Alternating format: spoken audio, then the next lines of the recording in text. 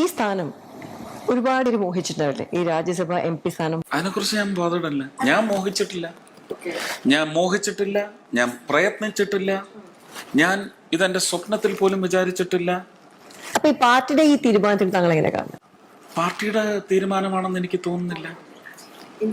ഞാൻ പറഞ്ഞില്ല, hand picked ആണ് അത്. പ്രൈം മിനിസ്റ്റർ ചിലപ്പോ അമിത്ഷാജിയോട് പറഞ്ഞിട്ടുണ്ടാകും. അമിത്ഷാജി അടുത്ത് ഇന്ററാക്ട് ചെയ്യുന്ന കേരളത്തിന്റെ അന്നത്തെ ചുമതലയുള്ള ജഗത് പ്രകാശ് നഡ്ഡാജി ചിലപ്പം പറഞ്ഞിട്ടുണ്ടാവും. മഹേഷ് ശർമ്മ ചിലപ്പോൾ പറഞ്ഞിട്ടുണ്ടാവും.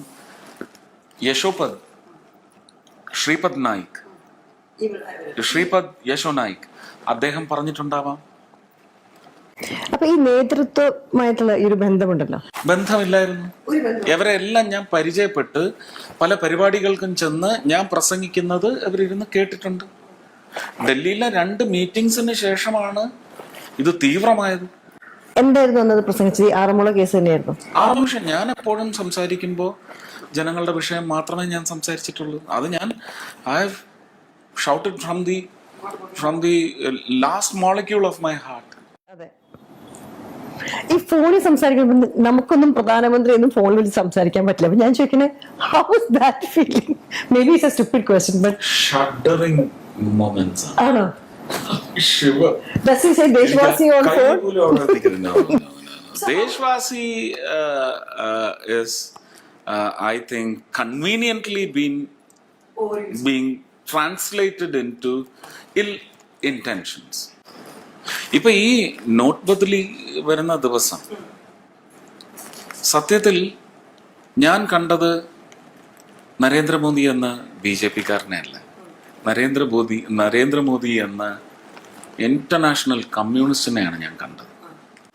കാരണം പിന്നീട് ഞാൻ അന്ന് മനസ്സിലാക്കിയതും immediate intuitive message that hit my brain was, ഇത് പാവങ്ങൾക്ക് വേണ്ടിയാണ്.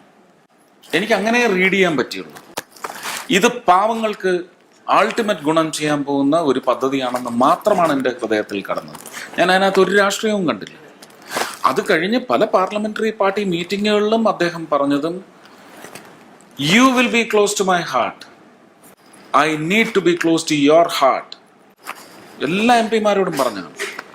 Because you will be confident, I will prove that I live, I rule and I stand for the poor people in India. ഞങ്ങൾക്ക് അത് മതി. ഓക്കെ, കേരളത്തിന് വേണ്ടി എന്താ സുരേഷിന് ചെയ്യാൻ ആഗ്രഹം ആസ് എൻ MP? ഒരുപാട് കാര്യങ്ങൾ. ഞാൻ ഈ മാർച്ച് 5-ാം തീയതി ആദ്യം കാണുന്ന അവസരത്തിലും പറഞ്ഞത്, അങ്ങ് പ്രധാനമന്ത്രിയാകുന്ന നിമിഷം ഇത് കൂടുതൽ ഓർമ്മയിൽ പതിപ്പിച്ചു വെക്കണം. കേരളത്തിന് 7 കാര്യങ്ങൾ പറഞ്ഞിട്ടുണ്ടായിരുന്നു. കേരളത്തിന് 7 കാര്യങ്ങൾ എന്ന് പറയുമ്പോൾ അതിനകത്ത് ദൂരദർശൻ അല്ലെങ്കിൽ പ്രസാർ ഭാരതി എന്ന് പറയുന്ന ഒരു നവപ്രസ്ഥാനം വേണം. ഇത് ഇടിച്ചു പൊളിച്ച് കളയണം. അതൊന്നും, അത് പക്ഷെ ഭാരതത്തിന് മുഴുവൻ ഗുണം ചെയ്യുന്ന കാര്യമാണ്. അതിനൊരു ഡിസൈൻ ഞാൻ പറഞ്ഞു, അത് മുഴുവൻ പുള്ളി റെക്കോർഡ് ചെയ്ത് വെച്ചിട്ടുമുണ്ട്. അത് ഫയലാണ്, അത് നടക്കും. അല്ല, അത് ഞാനിപ്പോൾ പറയാൻ പാടില്ല. അതുപോലെ തന്നെ വിഴിഞ്ഞം പദ്ധതി കഴിഞ്ഞ 27 വർഷമായിട്ട് തട്ടിക്കളിക്കുകയാണ്. കഴിഞ്ഞ 22 വർഷമായിട്ട് അതിനുവേണ്ടി സമരം ചെയ്യുന്ന ഇലിയാസിന്റെയും ലീന്റെയും കൂടെ സമരം ചെയ്യുന്ന 3ാമത്തെ ആള് ഞാനാണ്. വേറെ ആരുമില്ല ഈ സീനിൽ. അപ്പൊ ഞങ്ങളുടെ വിജയം തന്നെയാണത്, ഇവിടെ ഫ്ലെക്സ് വെച്ചവരുടെ വിജയമല്ല. ഓക്കെ, അത് പ്രധാനമന്ത്രിയോട് പറഞ്ഞ് ഇത് സാധിച്ചു തരണം എന്ന് പറഞ്ഞത് അദ്ദേഹം സാധിച്ചു തന്നിട്ടുണ്ട്. റെയിൽവേ സ്റ്റേഷൻസിന്റെ റീലൊക്കേഷൻസ്, ഇപ്പം ട്രിവാൻഡ്രം ഞാൻ പറഞ്ഞ പദ്ധതി, ഇത് വേളിയിലേക്കോ അല്ലെങ്കിൽ വേളിയും കഴിഞ്ഞൊരു ഡിസ്റ്റൻസിലേക്കോ പോകണം. അതിൻ്റെ മുഴുവൻ എക്കണോമിക്സും ഞാൻ പറഞ്ഞിട്ടുണ്ട്. അതുകൊണ്ട് എത്രമാത്രം ജോബ് ക്രിയേഷൻ ഉണ്ടാവും, ഈ സ്ഥലത്തിന്റെ മൂല്യം. ഇതൊരു 2 ട്രാക്ക് 3 ട്രാക്ക് മാത്രം ഓടുന്ന ലൈനായി മാറിയാൽ ഈ സിറ്റി എങ്ങനെ നമുക്ക് കട്ടക്രോസ് ചെയ്യാൻ പറ്റും, അല്ലെങ്കിൽ ആ കട്ടക്രോസിനെ നമുക്ക് എങ്ങനെ ഇല്ലാതാക്കാൻ പറ്റും, ഇതെല്ലാം പറഞ്ഞിട്ടുണ്ട്. പക്ഷെ ആ കാര്യത്തിൽ മാത്രം പുള്ളി ചോദിച്ചത്, അവിടെയാണ് ബ്രെയിൻ സ്റ്റോമിങ് എന്നൊക്കെ പറയുന്നത്. ഈ സ്റ്റേഷൻ ഇവിടെ നിന്ന് മാറ്റാതെ ഇതിനെ അണ്ടർഗ്രൗണ്ട് ആയിട്ട് ട്രീറ്റ് ചെയ്താൽ പോരെ. ഒരു ടണൽ ഇതിന് മുകളിൽ ബിൽഡ് ചെയ്ത് you have the city over the tunnel so that the railway station happens underground. ഇങ്ങനെയാണ് ചോദിച്ചത്. അപ്പോൾ അങ്ങനെ പല സജഷൻസും അങ്ങോട്ട് വെച്ചതിന് കൗണ്ടേഴ്സ് വന്നിട്ടുണ്ട്. പക്ഷെ കൊച്ചി, എൻ്റെ മനസ്സിലുള്ളത് കൊച്ചിയിൽ മുളന്തുരുത്തി വഴി ഒരു റെയിൽ ലൈൻ നേരെ ആലുവയ്ക്ക് പോകാൻ പാടുള്ളൂ. കൊച്ചി റെയിൽവേ സ്റ്റേഷൻ എന്ന് പറയുന്നത് സൗത്തും നോർത്തും എടപ്പള്ളിയും എല്ലാം കൂടി മേർജ് ചെയ്ത് ആലുവ എന്ന് പറയുന്നത് കൊച്ചിയുടെ റെയിൽവേ സ്റ്റേഷൻ ആവുകയാണെങ്കിൽ എത്ര ബസ്സുകൾ സർവീസിലേക്ക് വരും, എത്ര ടാക്സി വരും, അതിന് എത്ര ആയിരക്കണക്കിന് ടാക്സീസ് വരും. നമുക്കൊരു ടാക്സി ഇല്ലാതെ റെയിൽവേ സ്റ്റേഷനിലേക്ക് പോകാനൊക്കത്തില്ലല്ലോ. അതിന് മറിച്ച് ഒരുപക്ഷെ ടാക്സിക്ക് വേണ്ടി മണി സ്പെൻഡ് ചെയ്യുന്ന ആൾക്കാർക്ക് എന്ത് കൺവീനിയൻസ് ആണ് റോഡിൽ ട്രാഫിക്കിന്റെ രൂപത്തിൽ എന്തോ ഒരു ഈസിങ് ഔട്ടാണ് വരാൻ പോകുന്നത്. സിറ്റിയിൽ എന്തെല്ലാം ബാക്കി ഡെവലപ്പ് ചെയ്ത് വരും. ഈ റെയിൽവേ യാർഡുകൾ തിന്ന് കൈവശപ്പെടുത്തി വെച്ചിരിക്കുന്ന ഈ സ്ഥലം എന്തൊക്കെയായിട്ട് ജനജീവിതത്തിലേക്ക് കൺവേർട്ട് ചെയ്ത് വരാം. വടക്കോട്ടേക്ക് ഞാൻ ചിന്തിച്ചിട്ടുണ്ടോ? Kozhikode railway station was in the plan. അപ്പൊ ഇതെല്ലാം പ്ലാനിലായോ എന്ന് എനിക്കറിയത്തില്ല, പക്ഷെ സജഷൻസ് ആയിട്ട് അവിടെ ഉണ്ട്. Can happen. ഇത്രയും കാര്യങ്ങൾ ചെയ്യുമ്പോൾ ഇത്രയും ഇപ്പൊ ഈ 7 താങ്കളുടെ ഗോൾസ് എന്ന് പറയുന്ന ഒരു, കാരണം കേരളത്തിന്റെ ഭൂപടം നോക്കിയാൽ നമ്മുടെ വീതി എത്രയാണെന്ന് നമുക്കറിയാം.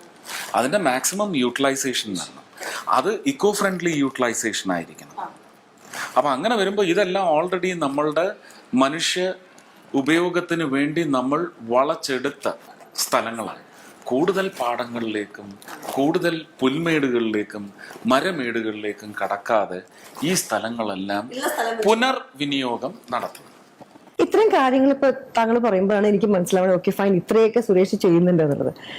ഇത് കേരളത്തിലെ ആൾക്കാർക്ക് മനസ്സിലാക്കി കൊടുക്കാൻ ഒരു സംരംഭം നടത്തിയിട്ടില്ല എന്നുണ്ടോ? ഇല്ല, അതിനോട് എനിക്ക് താല്പര്യമില്ല. അതെല്ലാം വീമ്പായി പോകുമെന്ന് ഞാൻ വിശ്വസിക്കുന്നു. ഞാൻ സിനിമയുടെ പ്രൊമോഷൻ പോലും സിനിമ റിലീസായി കഴിഞ്ഞ് ചെയ്തിട്ടുണ്ട്. അത് വളരെ നിഷ്കർഷിച്ച് ഞാൻ പറയും. എൻ്റെ ജനം, എൻ്റെ പ്രേക്ഷകർ എൻ്റെ സിനിമ കാണണം. കണ്ടവരത് എന്താ സിനിമയെന്ന് മനസ്സിലാക്കിയതിന് ശേഷം ഐ വിൽ ഇൻട്രാക്ട്. അല്ലാതെ എൻ്റെ സിനിമ ഇതാണെന്ന് അതിന് മുമ്പ് പറഞ്ഞ് വീമ്പാക്കാൻ പറ്റില്ല. അതുപോലെയാണ് ഈ പദ്ധതികളെല്ലാം വന്നു കഴിഞ്ഞാൽ, if my name gets registered in the history of development or A new track in development, then let it. I will not make it. അപ്പൊ അത് വരട്ടെ, let it happen. താങ്കൾ ഇത്രയും കോൺവെർസേഷൻസ് മറ്റേ അവിടുത്തെ ലീഡർഷിപ്പായിട്ട് സംസാരിക്കുമ്പോൾ അവരുടെ കേരളത്തോടെ നിലപാട് എന്താ? എനിക്കറിയത്തില്ല. കാരണം കേരളത്തിലെ പാർട്ടി എന്ന് പറയുന്നത് is definitely an artery or a cubicle of the central party, essential part. അപ്പം that interaction is going on. Party strong തന്നെയാണ് and is turning stronger day by day. We can sense it. You sense it. The people of Kerala sense it. അപ്പോൾ അത് നടന്നുകൊണ്ടിരിക്കും പാർട്ടിയുടെ കാര്യങ്ങൾ. ഞാൻ താത്വികമായിട്ടല്ലെങ്കിൽ അടിസ്ഥാനപരമായിട്ട് party അണിയായി നിന്ന് വളർന്നു വരാത്ത ഒരാളായതുകൊണ്ടുള്ള ഒരു ലിബർട്ടി എനിക്കുണ്ട്. എന്നെ ഇതിനകത്ത് ഏറ്റവും പ്രായം കുറഞ്ഞ ശിശുവായിട്ട് പാർട്ടി കരുതും. അപ്പോൾ ആ ഒരു ലിബർട്ടീസ് ഒക്കെ എനിക്ക് കിട്ടും. But anything that I do fruitfully for the people will turn out to be fruitful for my party in Kerala also. Basically in Kerala and then the whole nation at large. ഒരുപാട് പേര് ഇങ്ങനെ കൂടുമാറി BJP-ക്ക് ചേരും എന്നൊക്കെ ന്യൂസിൽ വരെ കേൾക്കാറുണ്ട്. I don't believe in all that. But we will have essential, vital inclusions into the party. Okay. I don't want to specifically say that it will happen or come from other parties, but some very valuable people will come into the. അത് സിനിമയിൽ ഉണ്ടാവോ? I don't. ഇതിപ്പോ hot seat. I'm not keeping my fingers crossed. I'm just keeping my nose edged. Okay. It just happened. Okay.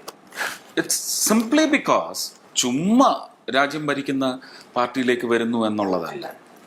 It is because of the liking for this rule, for this governance, for this major vital correction in governance which is liked by a good lot. I think we'll have an influx of താങ്കൾ influence ചെയ്യാറുണ്ടോ അങ്ങനെ? Lots. ട്രെയിനിൽ ഫ്ലൈറ്റിലൊക്കെ പോകുമ്പോൾ ഈ note ബദലിയെ കുറിച്ച് I don't say it is not ബന്ദി. It's a negative coinage. It is not ബദലി. It is remonetization, not demonetization. Devils can say it is demonetization, not humans or godly beings. It is a demonetization. No, it is remonetization. Reformation, Renaissance. Do you miss all these dialogues?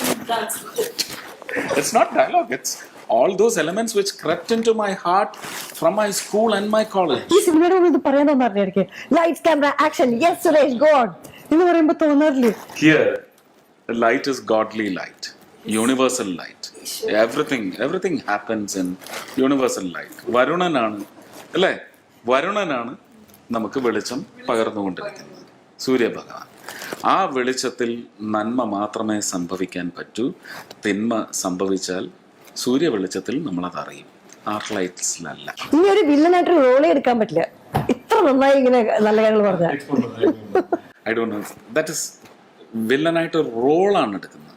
U are not living. വില്ലനായിട്ട് ഒരു performance ആണ് കാഴ്ചവെക്കുന്നത്. It is not real, it is real. നമ്മുടെ Kerala police സത്യം പറഞ്ഞാൽ കഷ്ടകാലമാണ്. ഇപ്പോൾ എന്ത് ചെയ്യുമ്പോഴും അതിന് ഒരുപാട് പ്രശ്നം. I was so much in love with khaki and ഈ പോലീസ് എന്ന് പറയുമ്പോൾ എൻ്റെ ഹൃദയമായിരുന്നു. എനിക്കിപ്പോൾ ഹൃദയം അല്ലാതായി എന്ന് ഞാൻ പറയുന്നില്ല, ഹൃദയമാക്കി മാറ്റാൻ സാധിക്കും. ഹൃദയമായി മാറണം. അതിന് പോലീസ് വ്യതിചലിച്ച് സഞ്ചരിച്ച വഴിയിൽ നിന്ന് ഇന്ന് കേരളം പറയുന്നില്ലേ, അത് തന്നെയാണ് എനിക്കും പറയാനുള്ളത്. താങ്കൾ ഇനി അങ്ങനത്തെ ഒരു പോലീസ് റോൾ എടുത്താലേ ആൾക്കാര് അതേമാതിരി സ്വീകരിക്കും എന്നൊരു ഇന്ന് ഏറ്റവും കൂടുതൽ ഡിമാൻഡ് അതാണ്. ഞാനിപ്പോ ചെയ്യാമെന്ന് വിചാരിക്കുന്നത് ലേലം 2ാം ഭാഗം, ആനക്കാട്ടിൽ ചാക്കോച്ച് റഞ്ചിയും അതിനാണ് തയ്യാറെടുത്തുകൊണ്ടിരിക്കുന്നത്. 100% I'm for a police cop role. Bharathchandran വരണം. ഇവിടുത്തെ കുറച്ച് രാഷ്ട്രീയക്കാരെയും കുറച്ച് പോലീസുകാരെയും പാഠം പഠിപ്പിക്കേണ്ടതുണ്ട്, എക്സ്പോസ് ചെയ്യേണ്ടതുണ്ട്. ജനുവൽ എക്സ്പോഷർ അത് വരണം. ഈ അടുത്ത കാലത്ത് നമ്മുടെ സിനിമ ഇൻഡസ്ട്രിയിൽ വളരെ അൺഫോർച്ചുനേറ്റ് സംഭവം ഉണ്ടായല്ലോ. അതിനെക്കുറിച്ച് എല്ലാവരും എഴുതുകയും ഒക്കെ. പക്ഷെ താങ്കളുടെ അഭിപ്രായത്തിൽ അത് സെന്റർ എങ്ങനെയാണ് അത് നോക്കിക്കണ്ടത്? ആ ഒരു incident, the unfortunate incident of in the cinema which has happened to your colleague.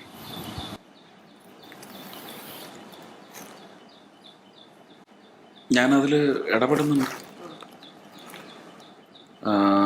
Prime മിനിസ്റ്റർക്ക് അതറിയാം. പക്ഷെ ഇതിനകത്ത് നമുക്കൊരു കോൺസ്റ്റിറ്റ്യൂഷണൽ അറേഞ്ച്മെന്റ് ഉണ്ട്.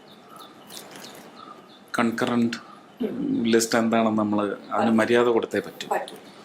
അപ്പോൾ that is happening. But there will be an indulgence when the time comes. If the situation goes out of control, then there will be a legitimate constitutional arrangement to indulge in that matter. Not just that matter, and the fiasco which was staged in front of the DGP's home. Home I call the headquarters, which belongs to the people. I still believe that it is not the continuation of a British Raj. No. The headquarters, every democratically instituted organization or office runs with the people's money.